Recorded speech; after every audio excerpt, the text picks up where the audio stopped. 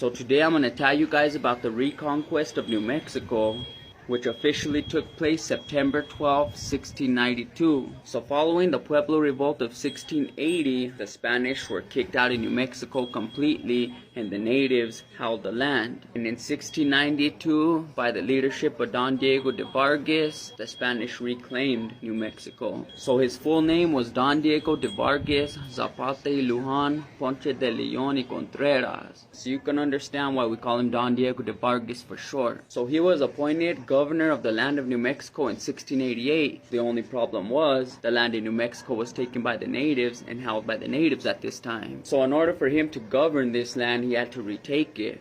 Now remember, the governor before him had been trying to retake New Mexico. There had been a few times they tried to come and attack New Mexico and retake it, but they couldn't. They weren't able to. The natives held them off. So in 1692, Don Diego de Vargas and his men set off out of Mexico and came up the Rio Grande. When they reached the first pueblo, they made it surrender. Then they did that to the next pueblo, and they did that to all the pueblos. Then when they got to Santa Fe, they had a meeting with all the natives, and they decided they didn't want to fight anymore. The Reconquest of 1692 is widely and commonly referred to as the Bloodless Conquest. Now this is where Wikipedia and Common History and the school history books and certain books got it wrong. I've read a lot of other accounts. The Native Americans, they tell a different story. There was a few Spanish friars, which were priests, who tell a different story. And there was also a few Spaniards that wrote books that told different stories. And out of all these stories I read, I gathered the full story that makes sense in my mind,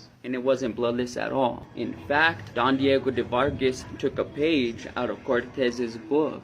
Don Diego de Vargas was said to have the ambition of Cortez and the cruelty of Zaldivar. Now Zaldivar is the man who slaughtered Acoma Pueblo by order of his uncle Oñate. And Cortez is the one who slaughtered and defeated the Aztecs and many other tribes that surrounded the Aztecs. So from my understanding, Don Diego de Vargas came up the Rio Grande, and when he hit the pueblo, he slaughtered each pueblo one by one. So what he did is he made a makeshift cross, and he made all of them bow down on their knee and swear fealty to the King of Spain and their God, the Catholic God. And after they did so, he would have a priest bless them and a soldier cut off their head. One by one, he slaughtered each pueblo. And then when he got to Santa Fe, they of course didn't want to fight. The soldiers were probably tired from slaughter. The natives didn't want to be slaughtered. So they made a peace treaty, is what they call it, a peace treaty. In the accounts though, Don Diego de Vargas had all the natives make a makeshift cross out of wood, plant it in the center of what is now the modern day plaza in Santa Fe, and he had each native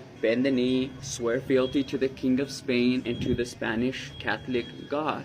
Once they did so, Spain officially gained control of New Mexico, and this was on September 12, 1692. Now Don Diego de Vargas left and came back the next year in 1693 and began his governance. There was one winter when Don Diego de Vargas and his soldiers were freezing and hungry, and they went to a pueblo and asked for help. Now at this time, a lot of Don Diego de Vargas' soldiers were mestizos. They were half indigenous and half Spanish. So when he asked these pueblos for food, they refused all of them except for the mestizos, because natives have love for people with their own blood. That's just how they are. So they gave food and blankets to the people that were mestizos, but they didn't give them to Don Diego de Vargas and the ones who were 100% Spanish. So of course he got mad, got his troops together and attacked the pueblo, slaughtered the people and took everything he wanted. And that's what started the strife again between the Spanish and the natives. Now in 1696, Don Diego de Vargas was removed from office and they kicked him out. He couldn't be governor no more because of the cruelty he was doing to the natives, and they put another governor in his place. I'm not sure his name, I don't remember. But this guy was hating on Don Diego de Vargas. He was the one that got him removed. He was like the one that headed the whole thing, that was like the leader of the fucking movement to get him removed from governor. While he appealed to the King of Spain, he talked to the King of Spain, and the King of Spain pardoned him. He also reinstated him as governor of New Mexico. Now when this governor over here, who was sitting in the governor's palace in Santa Fe being governor, governor heard about this, he got scared. He heard Don Diego De Vargas was back on his way to be governor again,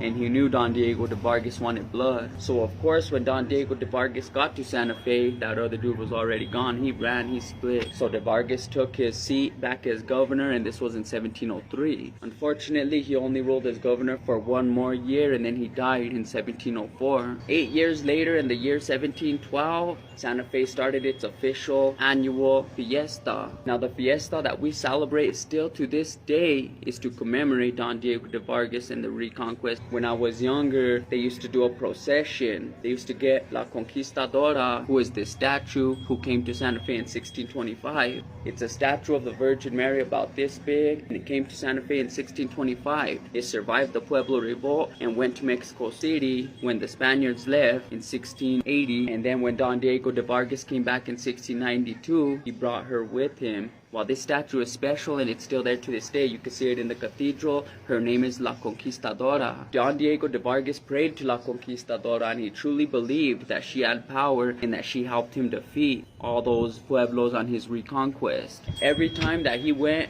to a new pueblo to defeat it, they had La Conquistadora held up and they had her leading the way. So they used to do these processions where they would take La Conquista out of the church and they would parade her around downtown Santa Fe, and behind her there would be people dressed as Spanish conquistadores, natives, all kinds of stuff, and we used to celebrate it every single year. We still celebrate the fiestas every year in September, but they took the conquistadore part out of it. A few years ago, they even tore Don Diego De Vargas' statue out of downtown Santa Fe and removed it. Now, I understand most Jew natives get mad because of what happened in history, and I really understand that, I do. But we can't erase history. History already happened. It's what made us who we are, and it's what made our people who they are. It's what made us who we are. Now, we can't change history, so we might as well embrace it and teach the truth of history, no matter how savage and brutal it was. We got to teach it so the people know what happened. Like I've always said, it's good to know where you came from to know who you are. And like they say, if we don't know history, we're doomed to repeat it. So to all my natives, I send you my love and my respect. And to all my Hispanics, I send you love the same. Anyway, that's the story of the Reconquest of New Mexico in 1692. I hope you guys learned something new. This is Trajity. I'm out.